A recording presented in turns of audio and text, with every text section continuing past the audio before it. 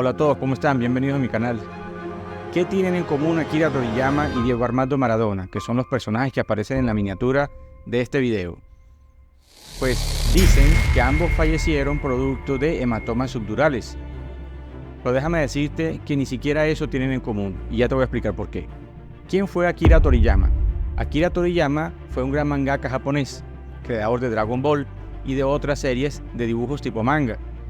También se convertirá en una leyenda, al igual que Diego Armando Maradona, leyenda del fútbol argentino y ganador de la Copa Mundial de la FIFA en 1986. Para poder continuar debemos entender qué es un hematoma subdural. Un hematoma subdural es una colección hemática o de sangre en el espacio subdural, que es aquel espacio comprendido entre la membrana denominada dura madre y la aracnoides. Esta última se encuentra adherida al cerebro y por lo tanto ese espacio entre la dura madre y el cerebro es el espacio subdural. ¿Qué puede causar un hematoma subdural y qué pudo haberlos causado en estas dos grandes leyendas? En primer lugar tenemos las lesiones traumáticas.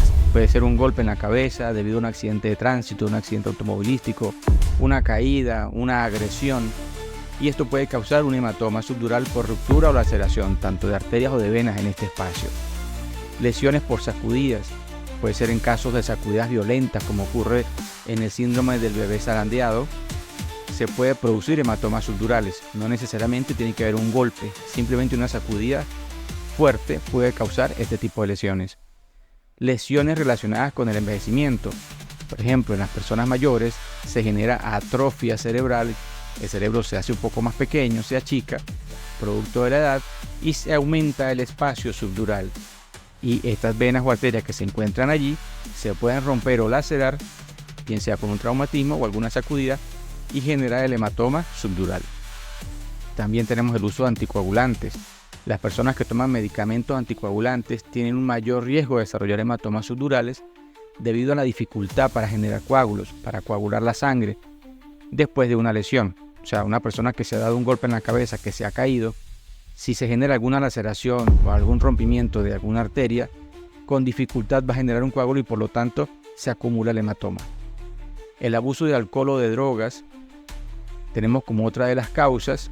El consumo excesivo de alcohol o de drogas puede aumentar el riesgo de lesiones traumáticas y provocar el hematoma, así como también el consumo crónico y acentuado de alcohol puede generar trastornos de coagulación y con ello facilitar la producción de este tipo de hematomas. También tenemos enfermedades que afectan la coagulación, como pueden ser la hemofilia, trastornos de coagulación, que pueden aumentar la probabilidad de la producción de estos hematomas. También tenemos aquellos casos o aquellas personas donde hay malformaciones arteriovenosas, que son algunas anomalías, ¿verdad?, que se generan desde el punto de vista arteriovenoso, y estas de forma espontánea inclusive pueden generar hemorragias al espacio subdural. Y también tenemos cirugías cerebrales. Algunas intervenciones quirúrgicas en el cerebro pueden causar hematomas subdurales como una complicación. Ahora tenemos tres tipos de hematomas subdurales de acuerdo a su cronicidad o al momento en que se presentan los síntomas. Tenemos en primer lugar el hematoma subdural agudo. Es aquel en el cual la sintomatología se manifiesta en las primeras 72 horas posterior al evento que pudo haber generado este tipo de lesiones. La persona por lo general se muestra con un deterioro súbito del nivel de conciencia, focalidad neurológica, convulsiones. Es una sintomatología que se presenta de forma súbita, abrupta y muy tórpida.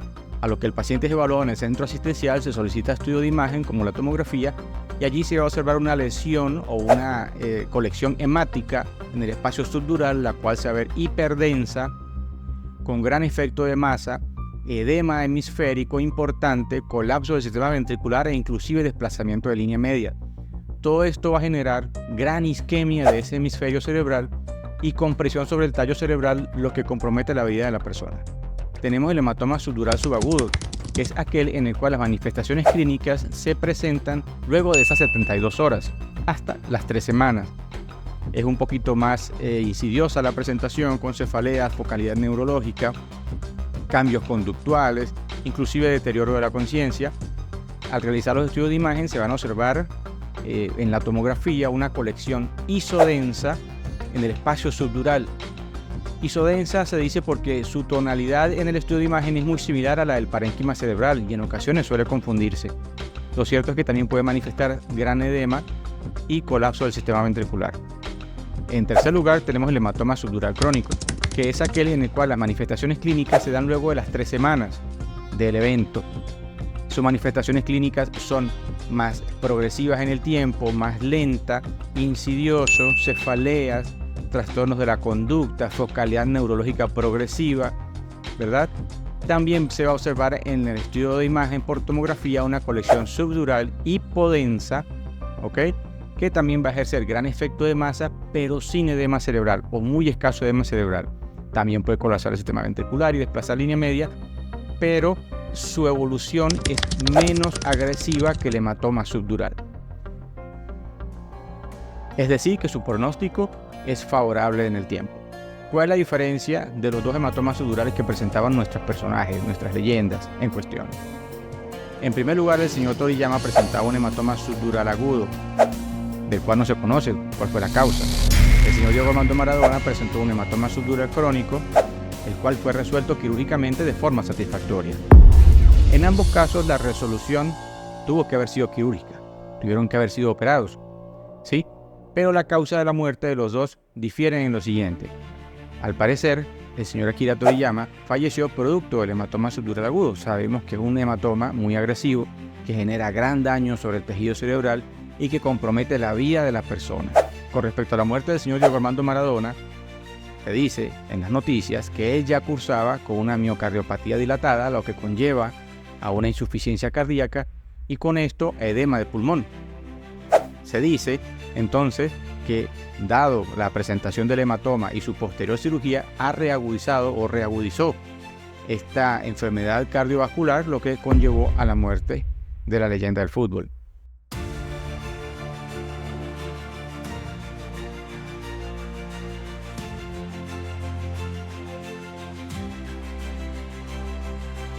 Informaciones recientes indican que el señor Toriyama ya venía presentando problemas de salud y, según algunos allegados, se trataba de un tumor intracraneal, el cual aparentemente era intracraneal pero extraaxial, o sea, fuera del tejido cerebral, el cual fue operado a mediados de febrero y posteriormente pues aparece este hematoma allí, así que pudiera tratarse de un hematoma subdural agudo como complicación de aquella operación para ese tumor cerebral.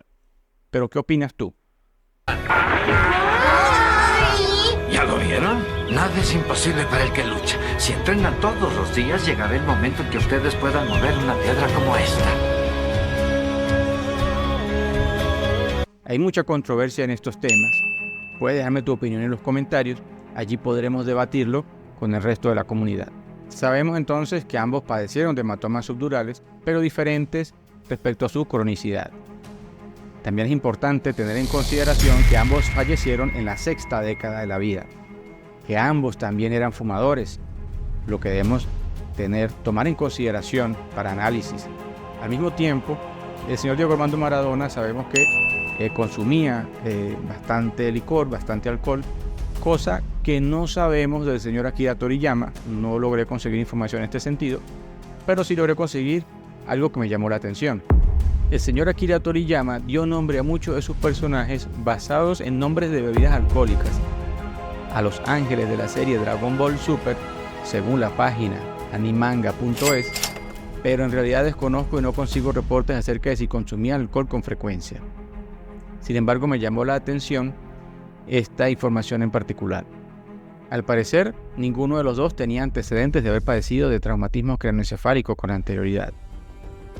Es importante tener también en consideración que ambos creyeron en sí mismos con constancia, dedicación, paciencia y disciplina, consiguieron sus logros. Es algo que debemos tener muy en cuenta.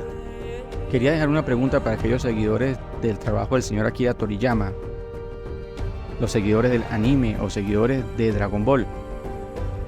¿Qué personaje inspiró en Rey Mono, que es un personaje de la mitología china, llamado Sun Wukong, en la novela clásica épica Viaje al Oeste? ¿Qué personaje inspiró en Dragon Ball?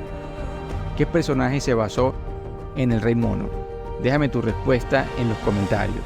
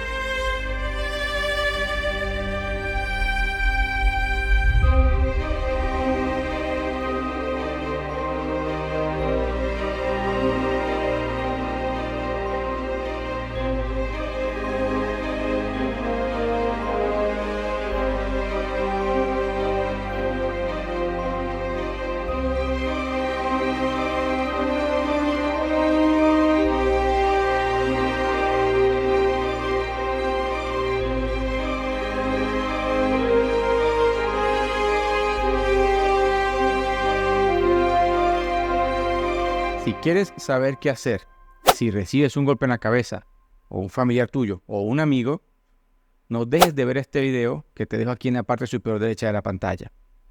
Y si tomas café con frecuencia, no lo hagas más. Primero mira este video que te dejo aquí en el enlace. Así que sin más nada que agregar, me despido con un fuerte abrazo y nos vemos en el próximo video.